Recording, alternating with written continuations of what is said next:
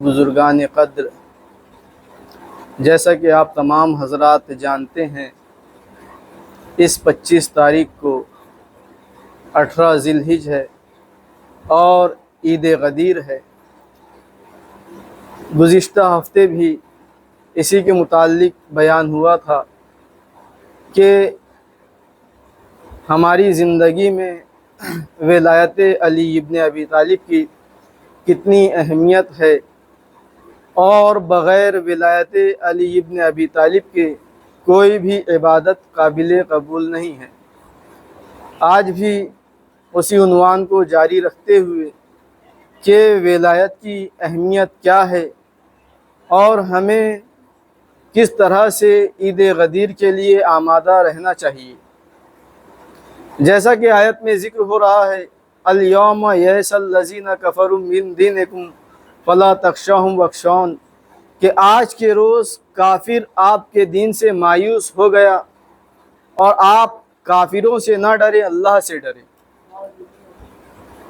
یعنی اس آیت میں خداوند عالم ایک طرح سے حکم دے رہا ہے کہ کافر آپ کے دین سے مایوس ہو چکے ہیں، آپ کو کافروں سے ڈرنے کی ضرورت نہیں ہے۔ تو عزیزان گرامی، میں نے بیان کیا تھا کہ جب نماز کا حکم آیا تو کافر مایوس نہیں ہوئے تھے، جب روزے کا حکم آیا تو کافر مایوس نہیں ہوئے تھے، جب حج کا حکم آیا تو کافر مایوس نہیں ہوئے تھے۔ ان کے مایوس ہونے کی وجہ کیا ہے؟ ان کے مایوس ہونے کی وجہ ہے ولایت علی ابن ابی طالب۔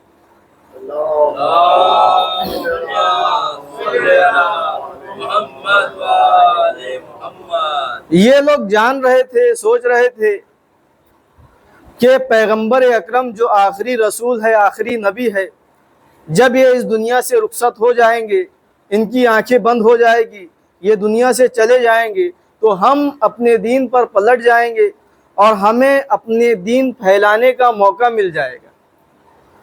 اس لیے کہ انہیں نماز سے کوئی خطرہ نہیں تھا، نماز لوگ جتنی چاہے پڑھے، روزے جتنے چاہے رکھ لیں، حج جتنے چاہیں کر لیں، لیکن اس سے کافروں کو کوئی فرق نہیں پڑتا۔ فرق کس چیز سے پڑتا ہے؟ ولایت سے۔ یہ ولایت اصل میں ہے کیا چیز؟ یہ ولی کہتے کسے ہیں؟ یہ کافر گھبرائے کیوں ہوئے تھے؟ ڈر کیوں گئے؟ یہ کافر پریشان کیوں ہو گئے؟ مایوس کیوں ہو گئے؟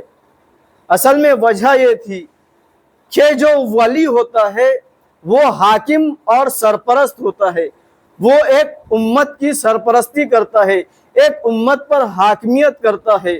یہ لوگ سوچ رہے تھے کہ یہ جو رسول ہے، ان کے ولی ہے، ان کے حاکم ہیں، ان کے سرپرست ہے، جب تک ولی باقی رہے گا، جب تک سرپرست باقی رہے گا، جب تک حاکم باقی رہے گا، ان کا دین باقی رہے گا، ان کے احکامات باقی رہیں گے، ان کی نمازیں باقی رہے گی، ان کے روزے باقی رہیں گے، ان کا حج باقی رہے گا، ان کی تمام عبادتیں باقی رہیں گی۔ لیکن جیسے ہی یہ رسول اس دنیا سے چلے جائیں گے، نہ تو ان کی نمازیں باقی رہیں گی، نہ تو روزے باقی رہیں گے، نہ تو حج باقی رہے گا، نہ کوئی عبادت باقی رہے گی۔ اس لیے انہیں نماز سے کوئی خوف نہیں تھا، روزوں سے کوئی خوف نہیں تھا، حج سے کوئی خوف نہیں تھا، عبادتوں سے کوئی خوف نہیں تھا۔ خوف تھا تو وہ حاکمیت سے خوف تھا، ولایت سے خوف تھا۔ اب جیسے ہی مولائے کائنات کی ولایت کا اعلان ہو گیا، یہ مایوس ہو گئے کہ ان کی حاکمیت کا اعلان ہو گیا ہے۔ اب یہ حاکمیت صرف مولائے کائنات تک محدود رہنے والی نہیں ہے، بلکہ ان کے بعد ان کے 11 جانشین اور آنے والے ہیں جو قیامت تک کے لیے باقی رہنے والے ہیں۔ اب جب تک یہ حاکم باقی رہیں گے، ان کی نمازیں بھی باقی رہیں گی، ان کے روزے بھی باقی رہیں گے، ان کا حج بھی باقی رہے گا، ان کی تمام عبادتیں باقی رہیں گی۔ کیوں باقی رہیں گی؟ اس لیے کہ جب تک ولی رہے گا تمام عبادتیں سنبھالتا ہوا رہے گا۔ صلوات پڑھیں محمد و آل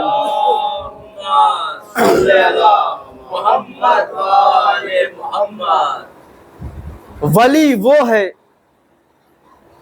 جو یہ حکم دے دے اسے ماننا ضروری ہو جاتا ہے۔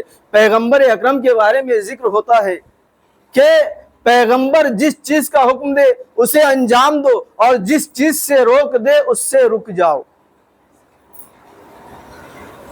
جیسا درجہ، جیسے احکامات پیغمبر اکرم نے پہنچائے ہیں، جو عمل انہوں نے کیا ہے وہ شریعت بنتی گئی ہے، اور اسی شریعت کے محافظ ان کے نمائندے جو ولی بن کر آئے ہیں وہ ان کے نمائندے کہلائے۔ تو عزیزان گرامی، کافر اس لیے مایوس تھے کہ اب تو انہوں نے قیامت تک کے لیے ہدایت کا سلسلہ جاری کر دیا ہے، اب قیامت تک کے لیے یہ دین اسلام قائم رہے گا۔ صلوات پڑھیں محمد و آل محمد۔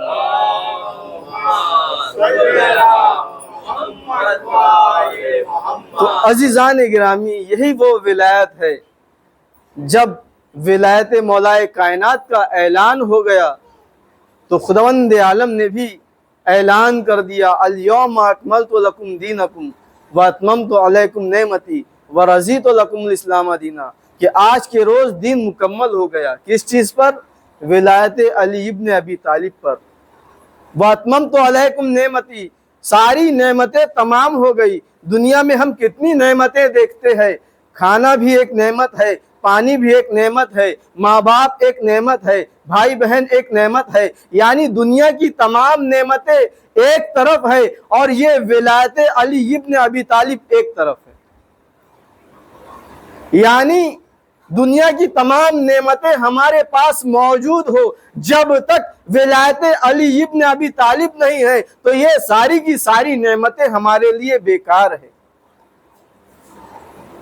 اس لیے کہ تمام نعمتوں کا فائدہ اسی وقت ہمیں حاصل ہوگا جب ہم ولایت علی ابن ابی طالب کو مان لے۔ اگر ولایت علی ابن ابی طالب کو نہیں مانتے ہیں تو یہ نعمتیں ہمیں دنیا میں تو فائدہ دے سکتی ہے لیکن آخرت میں یہ فائدہ دینے والی نہیں ہے۔ آخرت میں جو نعمت فائدہ دینے والی ہے وہ ولایت علی ابن ابی طالب ہی ہے۔ صلوات پڑھیں محمد و آل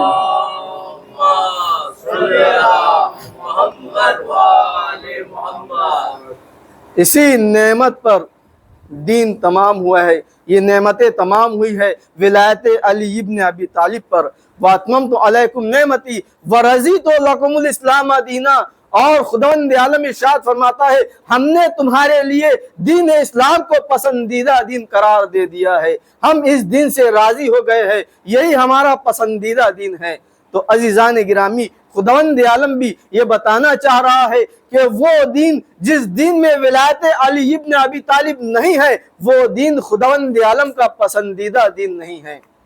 اب آپ دنیا میں دیکھ لیجئے کہ کتنے لوگ نمازیں پڑھتے ہیں، کتنے لوگ روزے رکھتے ہیں، کتنے لوگ عبادتیں کرتے ہیں، کتنے لوگ حج کرنے جاتے ہیں۔ اب دیکھ لیجئے کہ کس کے پاس ولایت علی ابن ابی طالب ہے، جس کے پاس ولایت علی ابن ابی طالب ہے اسی کے پاس سچا دین ہے، اور اسی دین سے خداوند عالم راضی ہونے والا ہے، وہی دین خداوند عالم کا پسندیدہ دین ہے۔ اگر یہ ولایت علی ابن ابی طالب کے بغیر نمازیں ہو رہی ہے، روزے رکھے جا رہے ہیں، حج کیا جا رہا ہے تو یہ ان کے لیے ایک ورزش کا سبب تو بن سکتا ہے لیکن یہ قبولیت کا ذریعہ نہیں بن سکتا۔ یہ دنیا میں تو کہہ سکتے ہیں کہ ہم مسلمان ہیں لیکن آخرت میں یہ کہہ نہیں سکتے کہ ہم مسلمان ہیں۔ آخرت میں وہی مسلمان کہلائے گا جس کے پاس ولایت علی ابن ابی طالب ہوگی۔ صلوات پڑھیں محمد و آل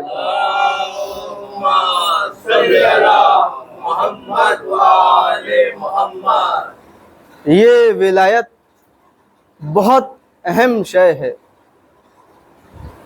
گزشتہ ہفتے بھی یہ بیان کیا گیا تھا کہ یہ ولایت اتنی اہم شے ہے کہ اس کا سوال قبر میں بھی ہوگا اور میدان محشر میں بھی ہوگا۔ قبر میں ہو چکا سوال، پھر میدان محشر میں سوال کی ضرورت کیوں پڑتی ہے؟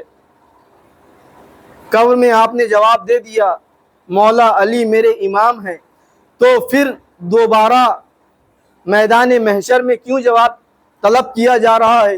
تو عزیزان گرامی، قبر میں صرف بندہ مومن موجود ہے اور فرشتے موجود ہے۔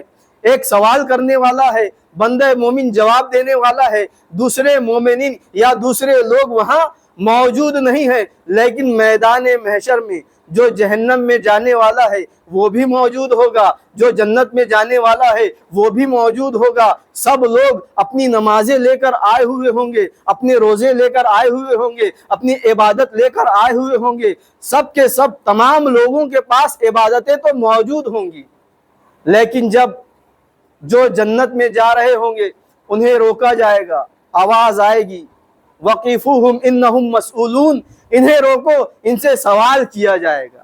کس چیز کے بارے میں سوال ہے؟ قبر میں سوال ہو گیا، میدان محشر میں نماز کا سوال ہو گیا، کامل نماز پیش کر دی گئی، اب بندہ مومن کو جنت میں جانا ہے، اب اسے پھر روکا جا رہا ہے۔ وجہ کیا ہے؟ کیوں روکا جا رہا ہے؟ تو عزیزان گرامی، جب قبر میں سوال ہو رہا تھا بندہ مومن تنہا تھا، یہاں اب سوال اس لیے ہو رہا ہے کیونکہ عدل الہی کا تقاضا ہے۔ اگر ایسے ہی بندہ مومن کو جنت میں داخل کر دیا جاتا تو جو جہنم میں جانے والے ہیں وہ سوال کر بیٹھتے کہ ہم بھی تو نمازیں لے کر آئے ہیں، ہم بھی تو روزے لے کر آئے ہیں، ہمارے پاس بھی تو حج موجود ہے، ہمارے پاس بھی تو تمام عبادتیں موجود ہے، پھر ہمیں جہنم میں کیوں ڈالا جا رہا ہے، انہیں جنت میں کیوں ڈالا جا رہا ہے؟ تو عزیزان گرامی، وہاں پر وہ بندہ مومن جواب دے گا کہ میں علی ابن ابی طالب کا ماننے والا ہوں، میں نے اقرار ولایت کیا ہے لہٰذا مجھے جنت میں ڈالا جا رہا ہے، اور تم منکر ولایت ہو لہٰذا تمہیں جہنم میں ڈالا جا رہا ہے۔ صلوات پڑھیں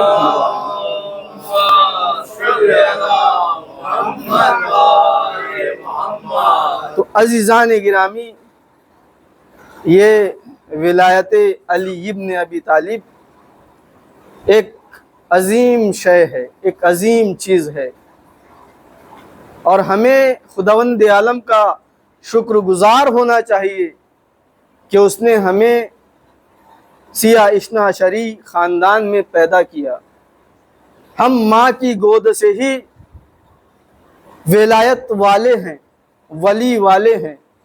آغوش مادر میں ہی ہمیں سکھایا جاتا ہے کہ ہمارا امام کون ہے، ہمارا عقیدہ کیا ہے، ہمیں بتایا جاتا ہے کہ ہم مولا علی کے ماننے والے ہیں، ہم اہل بیت اطہار کے ماننے والے ہیں۔ تو یہ بہت بڑی عظمت کی بات ہے کہ ہم ایسے خاندان میں پیدا ہوئے ہیں جو ولایت کا ماننے والا ہے، ولیوں کا چاہنے والا ہے، محب اہل بیت ہے، تو ہمیں اس کا شکر گزار ہونا چاہیے۔ تو عزیزان گرامی، صلوات پڑھیں محمد و آل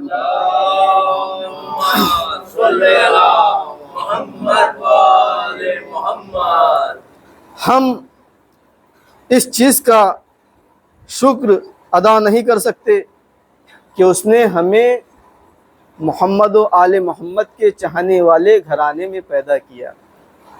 اور بھی دیگر لوگ ہوتے ہیں جو اس گھرانے میں پیدا نہیں ہوتے، ان میں سے بعض تحقیق کر کے آ جاتے ہیں، وہ بھی بڑے باعظمت لوگ ہیں جو تحقیق کر کے ولایت کو مانتے ہیں، ان کا درجہ بھی ایک عظیم درجہ ہے۔ تو عزیزان گرامی، ہمیں بھی شکر ادا کرنا چاہیے۔ تو ہم کس طرح سے شکر ادا کر سکتے ہیں؟ اس ولایت کا اعلان جس دن ہوا ہے وہ دن عید غدیر کا دن ہے، 18 ذی الحجہ کا دن ہے، اور 18 ذی الحجہ اسی 25 تاریخ کو آنے والی ہے، اور ہمیں شکریہ کے طور پر اس دن کے اعمال کو انجام دینا ہے کہ ہم اہل بیت کے ماننے والے ہیں، مولائے کائنات کی ولایت کے ماننے والے ہیں۔ جس طرح سے ہم 2 عیدوں کے لیے تیاریاں کرتے ہیں، عید الفطر اور عید الاضحیٰ کے لیے، اس سے بڑھ چڑھ کے ہمیں عید الاکبر، عید اللہ الاکبر، عید غدیر کے لیے تیاریاں کرنی ہیں، اس لیے کہ یہی وہ عید ہے جس پر دونوں عیدیں منحصر ہے۔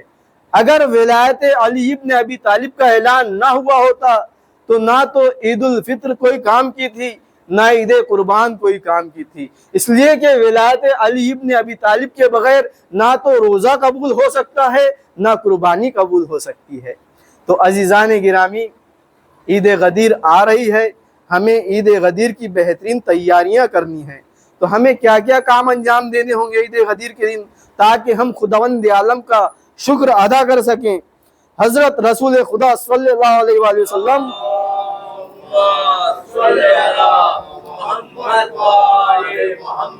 آپ نے فرمایا میری امت کی سب سے بڑی عید عید غدیر ہے۔ خود پیغمبر اکرم کہہ رہے ہیں کہ میری امت کی سب سے بڑی عید، جو پوری امت مسلمہ دو عیدوں کو بڑی عید مانتی ہے، ان دونوں عیدوں کو پیغمبر اکرم بڑی عید نہیں کہہ رہے ہیں، بلکہ عید اللہ الاکبر عید غدیر کو پیغمبر اکرم عید اللہ الاکبر کہہ رہے ہیں، بڑی عید کہہ رہے ہیں۔ تو جیسے پیغمبر اکرم نے کہا ہے ہمیں بھی اس عید کو ویسے ہی منانا ہے۔ اب حضرت علی علیہ السلام نے فرمایا روز عید غدیر کی نیکی مال اور عمر کو بڑھاتی ہے۔ اگر ہم چاہتے ہیں ہمارے مال میں بڑھوتری ہو، ہماری عمر بڑھے، تو عید غدیر کے اعمال کو انجام دو۔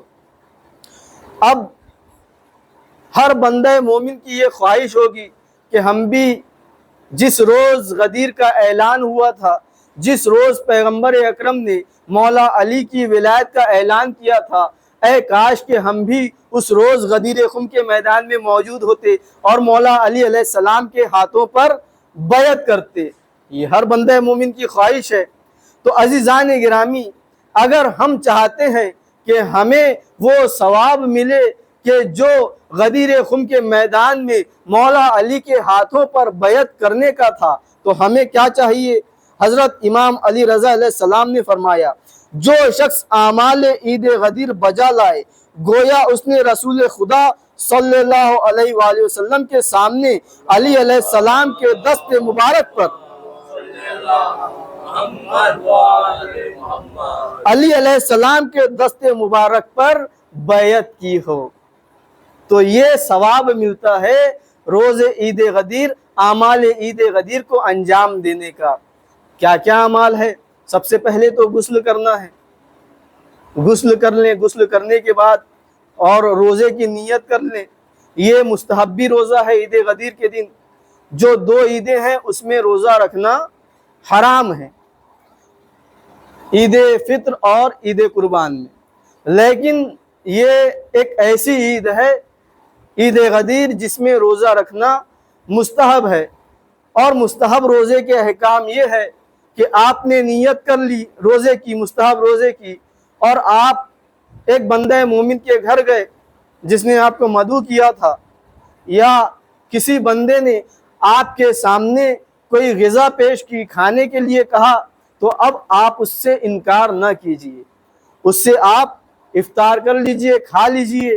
اس سے کیا ہوگا؟ آپ کا روزہ ٹوٹے گا نہیں، بلکہ آپ کو پورا روزہ رکھنے کا ثواب ملے گا، اور اس بندہ مومن کو، ایک بندہ مومن کو کھانا کھلانے کا ثواب ملے گا۔ صلوات پڑھیں محمد وآل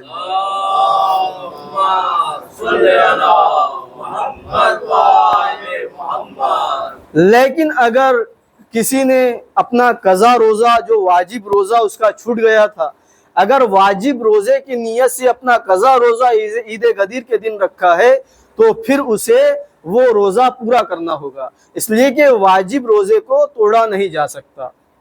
اگر واجب روزے کی نیت کر لیا ہے تو پھر وہ اس روزے کو مکمل کرے، لیکن اگر مستحب روزہ ہے تو جیسے ہی بندہ مومن آپ کے سامنے غذا پیش کرے آپ اسے اطمینان کے ساتھ کھا سکتے ہیں۔ صلوات پڑھیں محمد وآل محمد۔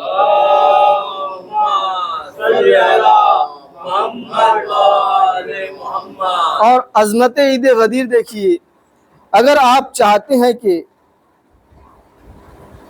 زمین اور آسمان کی تمام بلاؤں سے محفوظ رہے تو عید غدیر کے دن نیا لباس پہنیں۔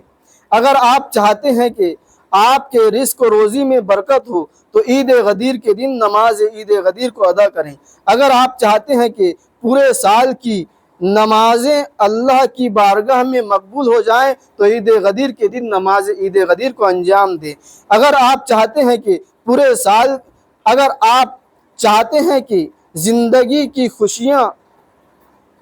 خوشیوں سے آپ کا دامن بھر جائے تو عید غدیر کے دن گھر والوں میں، اپنے گھروں میں چراغاں کریں۔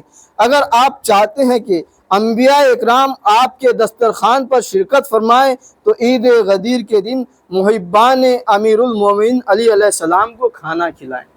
یعنی محبان اہل بیت کو کھانا کھلانا تمام انبیاء کو کھانا کھلانے کے برابر ہے، یہ ثواب ملتا ہے۔ صلوات پڑھیں محمد وآل محمد۔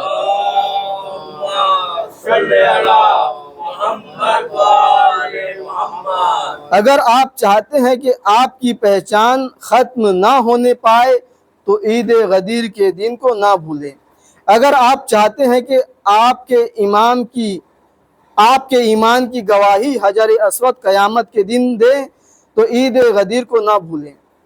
اگر آپ چاہتے ہیں کہ آپ کے خاندان میں پھوٹ نہ پڑے تو اہل خانہ کو عید غدیر کے دن کھانا کھلائیں۔ اگر آپ چاہتے ہیں کہ آپ کی اولاد بیماریوں سے بچی رہے تو عید غدیر کے دن نیا لباس پہنیں۔ اگر آپ چاہتے ہیں کہ کسی کو تا عمر کپڑے پہنانے کا ثواب ملے تو عید غدیر کے دن بندہ مومن کو نیا لباس عطا کرے۔ یہ سارے کام ہیں جو ہمیں عید غدیر کے دن انجام دینے چاہیے، تو ہم یہ ارادہ کریں اور خداوند عالم کی بارگاہ میں دعا کریں کہ خدایا بحق کے محمد وآل محمد ہمیں یہ توفیق عنایت فرما کہ ہم بہترین طریقے سے عید غدیر کو منائیں اور عید غدیر کو اعمال کو انجام دے سکیں۔ وصلی علی محمد وآل الطیبین الطاہرین۔